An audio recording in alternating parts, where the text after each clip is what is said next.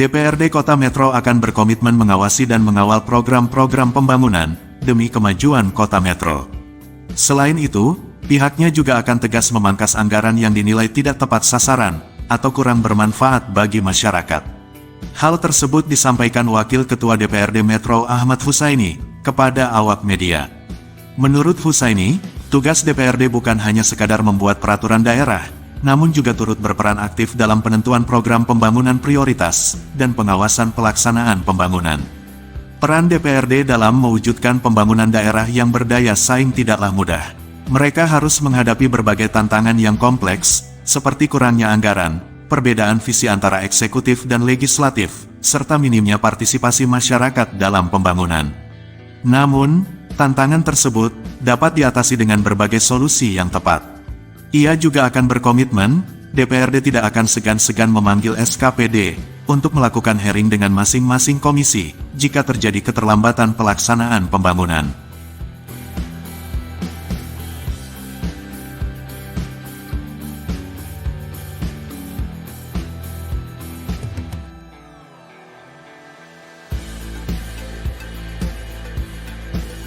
Ahmad Husaini mengatakan, sebaik-baiknya program pembangunan dibutuhkan evaluasi.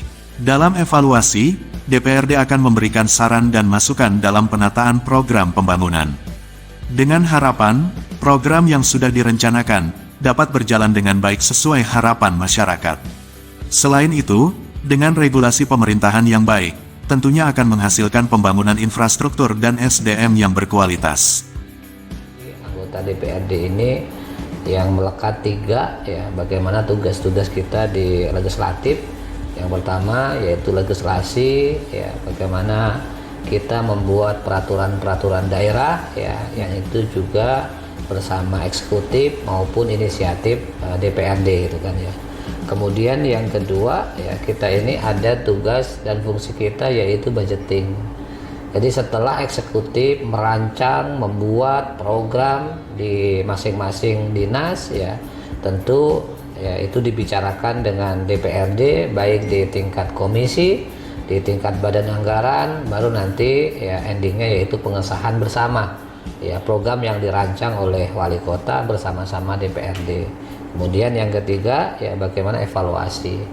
Karena sebaik apapun program berjalan terlaksana butuh evaluasi. Supaya apa? Tentu dalam evaluasi bagaimana kita menata, memberikan masukan supaya program yang tentu sudah direncanakan berjalan dengan baik sesuai dengan tentunya rencana yang sudah tentunya direncanakan oleh tentunya pemerintah daerah. Nah, dengan kondisi ini maka regulasi pemerintahan di Kota Metro ini yang tentu sudah disusun, direncanakan dengan baik, saya pikir juga ya, bagaimana metro ini ya infrastrukturnya baik, kemudian juga SDM-nya berkualitas ya, didukung juga ya, bagaimana potensi-potensi ini juga harus dilihat oleh pemerintah kota, sehingga ya bagaimana potensi meningkatkan pendapatan anggaran ini menjadi objek penting bagaimana kota ini supaya lebih baik.